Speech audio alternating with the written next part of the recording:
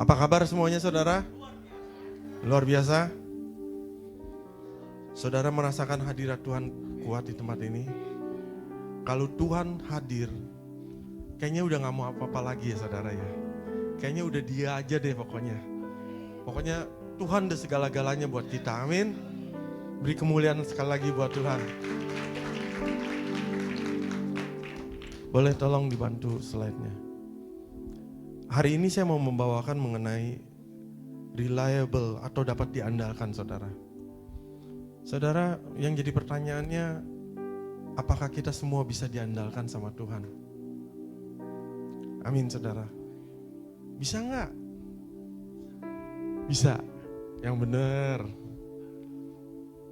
Saya ada cerita begini saudara, sebelum saya masuk ke dalam firman Tuhan. Saya punya toko, punya karyawan 4 saudara, 5. Ada satu ketika yang satu ketemu pacar, akhirnya menikah. Udah begitu hamil. Ini karyawan yang saya andalkan saudara. Jadi kalau ada dia, saya bisa bebas kemana aja pergi. Lalu tiba-tiba dia menikah, masih bisa diandalkan. Sampai akhirnya dia hamil saudara. Waktu dia hamil, udah deh tuh. Hari ini masuk, besok gak masuk. Besok lagi gak masuk, besok lagi masuk, besok lagi gak masuk saudara. Masuk sehari gak masuk. Karena lagi hamil saudara. Jadi waktu tadinya bisa diandalkan, sekarang buat saya udah gak bisa diandalin. Jadi saya harus bagaimana saudara? Cari yang lain saudara. Cari yang baru. Saya juga percaya ke Tuhan juga begitu saudara. Kalau saudara gak bisa diandalin sama Tuhan, Tuhan cari yang lain. Yang bisa diandalin. Amin. Saudara setuju sama saya? Kalau kita diminta Tuhan untuk melakukan sesuatu pekerjaan Tuhan dan kita gak mau atau kita tunda-tunda. Itu bukan saya Tuhan, itu Pak Wijaya. Saudara, dia akan cari orang lain. Amin. Ini realita banget saudara. Karyawan saya tidak bisa diandalin, saya cari yang lain. Saya percaya juga setiap Pak Wijaya di sini juga begitu. Kalau kita nggak bisa diandalin lagi, terpaksa kita cari yang baru saudara. Coba kita buka slide berikutnya. Yuk kita baca firman Tuhan sama-sama yuk. Matius 28 ayat 18 sampai 20. Atasnya yang huruf besar nih kita baca sama-sama ya. 1, 2, 3. Menjadi murid Kristus. Matius 28 ayat 18 sampai 20. Yesus mendekati mereka dan berkata, "Kepadaku telah diberikan segala kuasa di sorga dan di bumi. Karena itu pergilah, jadikanlah semua bangsa muridku, dan baptislah mereka dalam nama Bapa, Anak, dan Roh Kudus. Dan ajarlah mereka melakukan segala sesuatu yang telah kuperintahkan kepadamu, dan ketahuilah, aku antara kamu senantiasa sampai kepada akhir zaman." Amin saudara. Saudara tahu nggak? Kalau yang dapat diandalin sama Tuhan itu hanya murid saudara.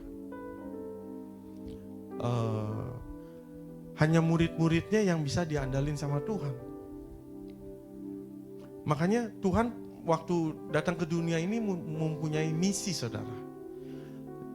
Firman Tuhan katakan, jadikan semua bangsa murid Tuhan. Saudara udah jadi murid belum? Udah belum? Ada yang udah, ada yang diem gitu. Kita nggak ada lain saudara, nggak ada tawar-menawar, kita semua harus jadi murid. Karena itu misinya Tuhan Yesus. Coba kalau nggak percaya kita baca lagi ayat yang ke-19. Kita baca yang keras ya saudara ya. Karena itu pergilah, jadikan semua bangsa muridku. Jadikan satu bangsa? Semua saudara. Jadi kalau saudara jadi orang percaya wajib jadi murid Bukan saya ngomong loh. Coba wajib jadi apa? Wajib ya? Oke, karena firman Tuhan, Tuhan Yesus datang ke dunia ini mempunyai misi menjadikan semua bangsa muridnya Yesus.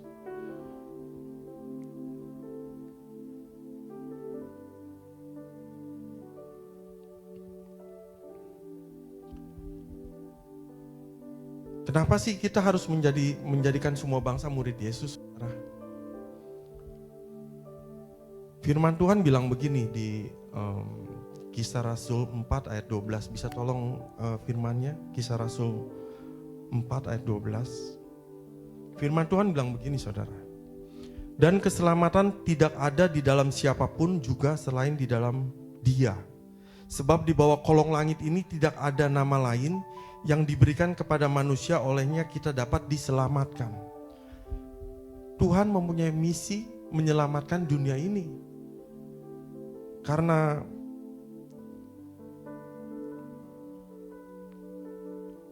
Roma 3 ayat 23 katakan begini. Karena semua orang telah berbuat dosa dan telah kehilangan kemuliaan Allah. Jadi Tuhan punya misi datang ke dunia ini menjadikan semua bangsa murid Tuhan karena dunia ini sudah berdosa saudara. Makanya dia mati di kayu salib untuk menebus dosa saudara dan saya saudara. Amin. Jadi kita perlu menjadi murid Yesus karena hanya murid Yesus yang dapat diandalin. Waktu Tuhan Yesus bangkit, siapa yang diketemuin dulu? Murid. Waktu Tuhan Yesus naik ke sorga, siapa yang dilihat? Murid, saudara. Jadi artinya begini saudara, saya dapat pengertian kalau saudara gak jadi murid, gak bakal jadi mempelai Kristus. Artinya gak bakal rapture. Iya benar, Pak Huy benar nggak. Kalau kita nggak jadi murid Yesus, nggak mungkin mempunyai karakternya Kristus. Roma 10 ayat 17 katakan iman timbul dari pendengaran dan pendengaran firman Kristus. Jadi iman kita harus iman kepada firman Tuhan, kepada firman Kristus, saudara. Makanya kita harus mempunyai karakternya Kristus. Amin, saudara. Ada dua tipe murid, saudara. Yang pertama tipe murid yang dapat diandalkan, udah pasti. Yang kedua tipe murid yang nggak bisa diandalin. Seperti apa ya tipe murid yang nggak bisa diandalin, saudara? Masih kompromi sama dosa. Contohnya kompromi sama dosa, misalnya begini. Ada kemarin cengbeng, siapa yang pergi cengbeng di sini? Saya nggak bohong, bener. Ini masih kompromi sama dosa, saudara. Ya, mungkin Pak saya kan nggak sembahyang Pak, saya cuman datang aja begitu. Kenapa mesti waktu cemeng datangnya? Nanti udah lewat sebulan atau sebelum sebulan kita datang ke kuburan, bener nggak? Kenapa mesti waktu cemeng? Benar saudara, murid yang masih kompromi itu udah pasti nggak bisa rapture.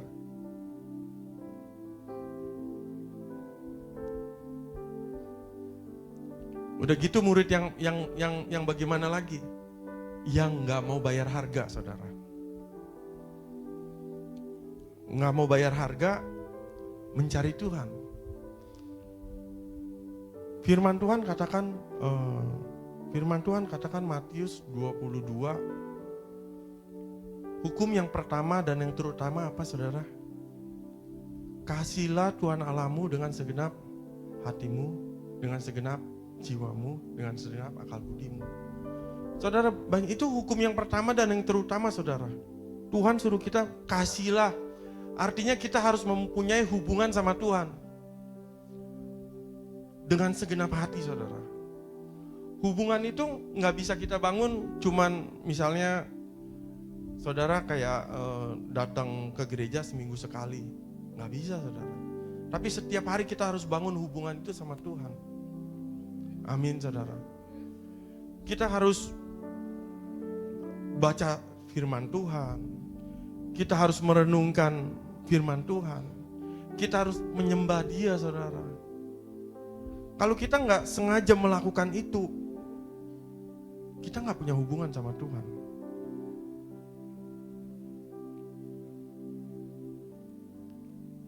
Ya, tanpa keintiman, kita juga nggak bisa. Pokoknya intinya selain daripada yang nggak bisa diandalin itu, nggak bisa rapture deh, saudara. Bener aja. Kalau saya bilang nggak percaya, coba saudara nanti pulang renungin deh. Murid mesti bisa murid yang diandalin, saudara. Ya, saudara percaya nggak? Kalau saudara yang ada di sini semua setiap minggu bawa 1 jiwa, ini tempat nggak muat lagi, saudara. Jadikan semua bangsa muridku, kok kata firman Tuhan. Ya. Jadi ada yang masih kompromi sama dosa, saudara. Ya, ada yang suka marah, iri hati, dendam, saudara. Masih suka berzina, pokoknya masih suka melakukan dosa. Nggak bisa diandalin Tuhan, saudara. Ya, jadi kita harus jadi murid yang bisa diandalin Tuhan. Saya waktu tadi pagi, saya nggak tahu Pak Wijaya kalau setiap Selasa itu PPW dan ada pemuritan, saudara. Tadi waktu saya tanya Pak Wijaya, iya benar, berarti satu konfirmasi yang benar. Pak Wijaya sudah melakukan apa yang menjadi amanatnya Tuhan, memuridkan jemaatnya menjadi murid Yesus. Amin, saudara. Berikan kemuliaan dong sama Tuhan. Berarti saudara ada di gereja yang nggak salah. Benar nggak? Nggak salah, saudara. Kalau kenapa sih kita mau mesti jadi murid Yesus? Nah, kita buka lagi slide berikutnya, saudara. Karena hanya murid Yesus yang diberi. Coba kita baca Lukas 10 ayat 17, 19 dan 20. Kemudian ke-70 murid itu kembali dengan gembira dan berkata kepada Tuhan, juga setan-setan takluk kepada kami demi nama-Mu. Saudara, ada kuasa di dalam nama Tuhan, amin. Jadi kalau nggak jadi murid, nggak ada kuasa, saudara. Bener nggak? Yang bisa ngusir setan hanya murid karena diberi kuasa. Ayat 19 bilang begini, sesungguhnya aku telah memberikan kuasa kepadamu untuk menginjak ular dan kalajengking. Ular melambangkan Lucifer, saudara. Kalajengking kuasa kegelapan. Terus firman Tuhan lanjutnya bilang begini, dan kuasa untuk menahan kekuatan musuh sehingga tidak ada yang akan membahayakan kamu. Ada yang dapat membahayakan kamu? Tidak ada, saudara. Jadi kalau jadi murid jangan takut. Ada perlindungan Tuhan, amin. Ada kuasa Tuhan, ada perisai Tuhan yang membentengi murid-murid. Makanya saudara perlu jadi murid. Jadi kalau ngusir setan jangan dikit-dikin telepon Pak Wijaya. Pak Wijaya, ini ada yang kesurupan. Nggak usah, saudara. Makanya mesti jadi murid. Amin. Jadi kalau ada setan, usir aja setannya. Jangan nanti usir setan, kita yang lari, saudara. Ya. Lalu ayat yang berikutnya bilang begini. Namun demikian janganlah bersukacita karena roh-roh itu takluk kepadamu. Tetapi bersukacitalah karena namamu ada terdaftar di sorga. Hanya murid-murid yang namanya terdaftar di sorga, saudara. Kalau nggak ada namanya terdaftar di sorga, nggak masuk sorga, saudara. Ya, jadi ada berapa banyak yang mau dimuridkan menjadi murid Kristus? Berikan kemuliaan buat Tuhan. Saudara, Tuhan Yesus ada di mana? Di sorga duduk di sebelah kanan Bapa. Yang ada sama kita siapa saudara? Roh Kudus. Firman Tuhan katakan, slide berikutnya. Tetapi kamu akan menerima kuasa. Sekali lagi, menerima kuasa. Kalau Roh Kudus turun ke atas kamu dan kamu akan menjadi saksiku di Yerusalem dan di seluruh Yudea dan Samaria dan sampai ke ujung bumi, saudara. Makanya kita perlu dipenuhi dengan hadirat Tuhan, dengan Roh Kudus. Saudara, kalau handphone nggak di charger, habis nggak baterainya? Kalau kita kerohanian kita nggak di charge, habis nggak saudara? Makanya penting acara seperti PPW Night ini, cool, itu penting saudara. Karena waktu kita beribadah kita sedang di charge, kita sedang dipenuhi dengan Roh Kudus. Makanya kita penuh dengan kuasa saudara. Amin.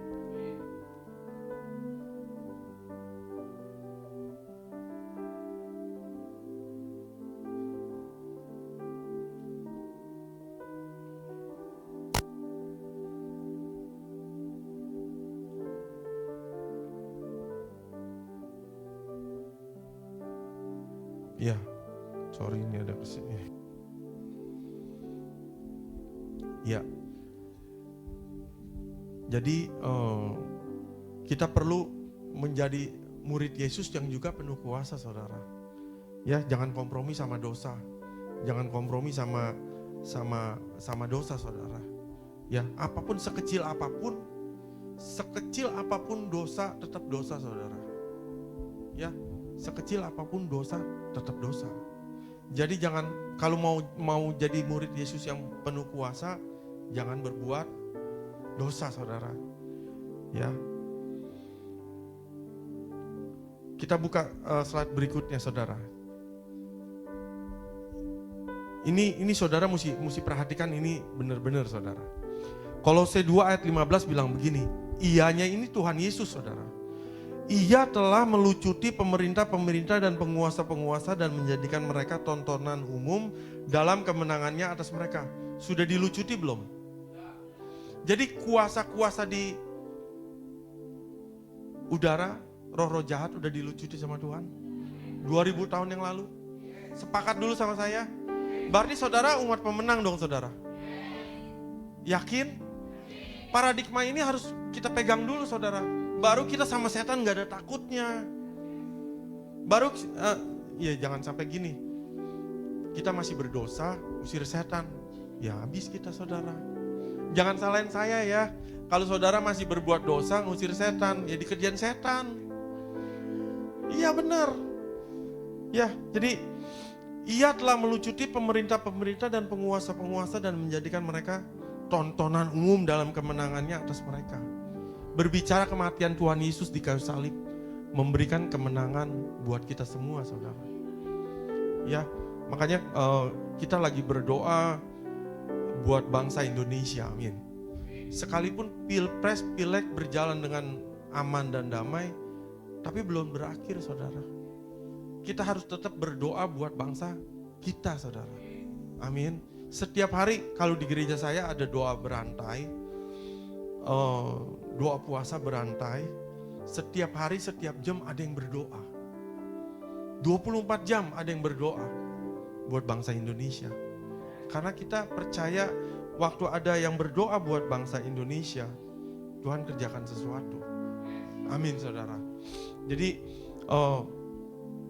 saya berdoa begini, setiap penguasa-penguasa di udara, roh-roh jahat di udara, penghulu-penghulu dunia yang gelap, setiap orang-orang kuat di Indonesia yang ingin mengganggu keamanan stabilitas Indonesia, kami patahkan di dalam nama Yesus. Makanya mesti jadi orang benar supaya doanya penuh kuasa. Jangan kita masih berdosa, kita ngelawan roh teritorial, saudara.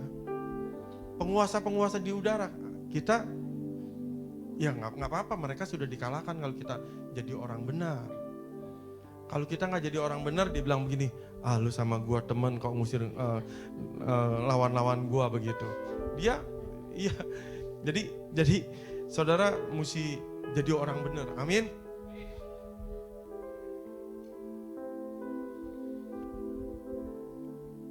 Yang berikutnya saudara, kita buka slide berikutnya. Ini saya bukan berbicara mengenai suami istri saudara, tapi kita berbicara waktu kita menjadi mempelai Kristus, waktu kita bisa diandalin sama Tuhan melakukan apa yang menjadi kehendak Tuhan, kita dipersiapkan menjadi mempelainya Kristus saudara. Efesus 5 ayat 23 sampai 24 bilang, karena suami adalah kepala istri, sama seperti Kristus adalah kepala jemaat. Dialah yang menyelamatkan tubuh. Karena itu sebagaimana jemaat tunduk kepada Kristus, juga demikian istri kepada suami dan dalam segala sesuatu. Artinya begini saudara, kita tunduk sama Tuhan, amin. Kalau dia kepala dari segala sesuatu, berarti kita juga merupakan bagian daripada tubuhnya Kristus. Amin saudara. Yang setiap kita mempunyai peranan, mempunyai bagiannya masing-masing saudara. Amin. Mempunyai peranan yang berbeda-beda.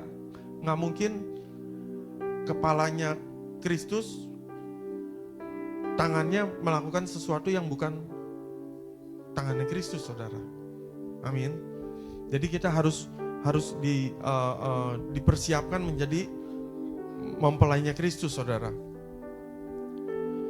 Di dalam Alkitab saudara, ada cerita yang firman Tuhan yang gak bisa diandalin sama Tuhan. Ceritanya siapa? Ceritanya Saul saudara. Saul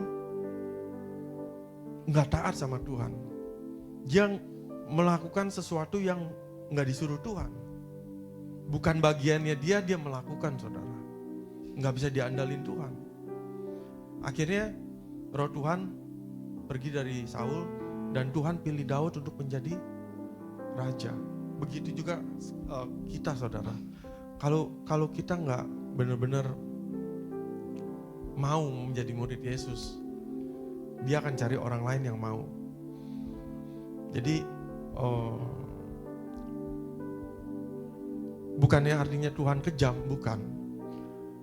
Karena Tuhan punya visi, karena siapa yang percaya kalau dia sudah mau datang yang kedua kali.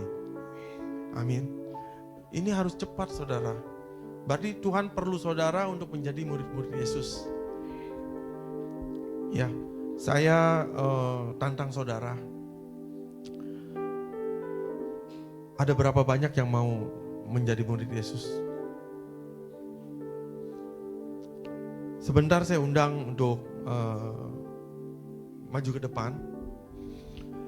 Mazmur 20 ayat 7 boleh dibantu?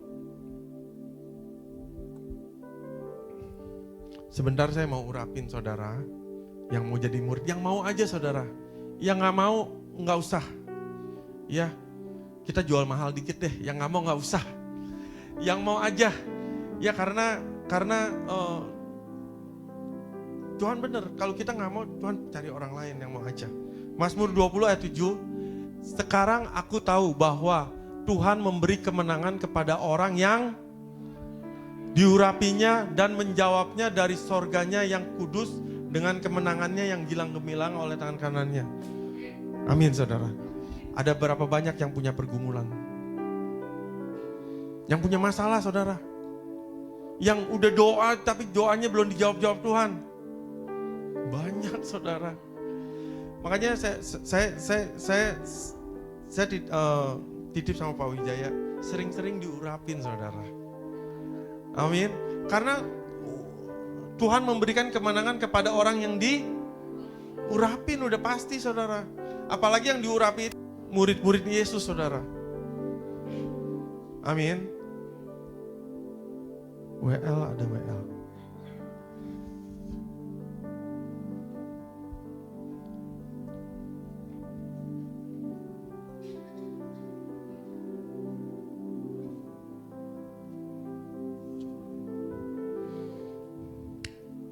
Haleluya.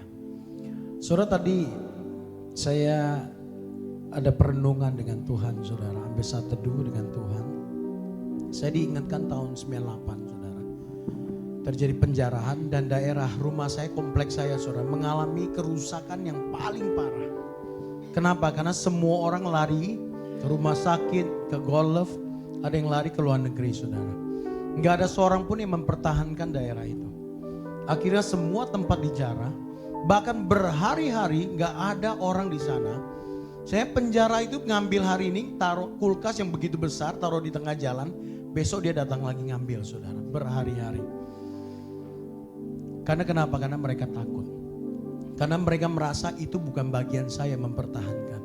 Tetapi lain dengan kompleks mertua saya. Karena dari dulu mereka ada siskambling saudara. Sehingga waktu terjadi penjarahan semua orang keluar pakai pentungan, pakai helm, pakai parang, semua keluar, bahkan ibu-ibu pakai pentungan itu cektokan saudara. Dan kompleks itu aman. Saudara tahu kenapa? Karena semua merasa punya tanggung jawab. Amin.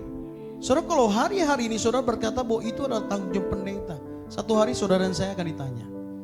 Saudara, seorang gembala yang baik harus memberitahukan apa yang ada dalam pikiran Kristus kepada kita. Katakan amin. Katakan amin. Saudara harus dipakai.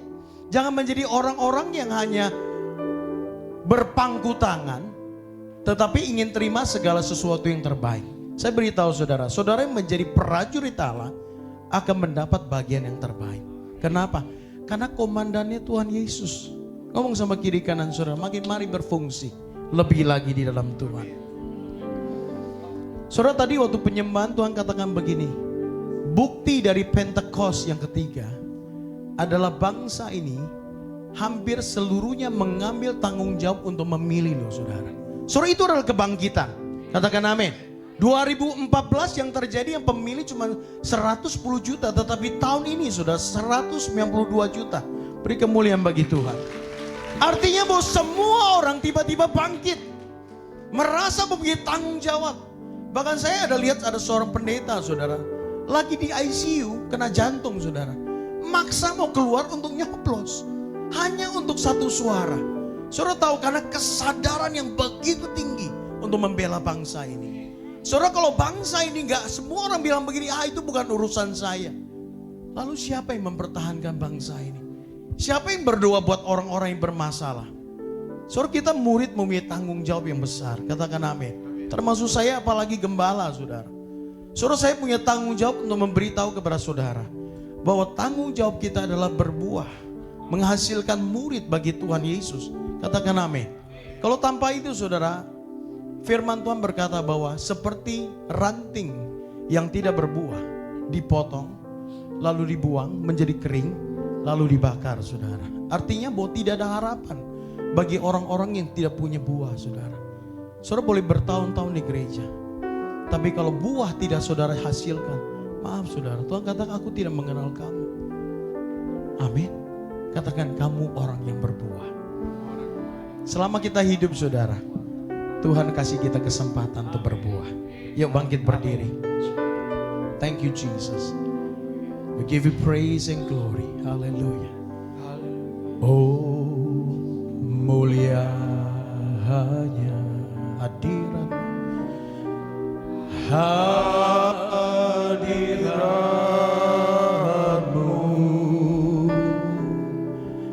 Kami baikmu memujamu, memujamu, diberkati. Oh,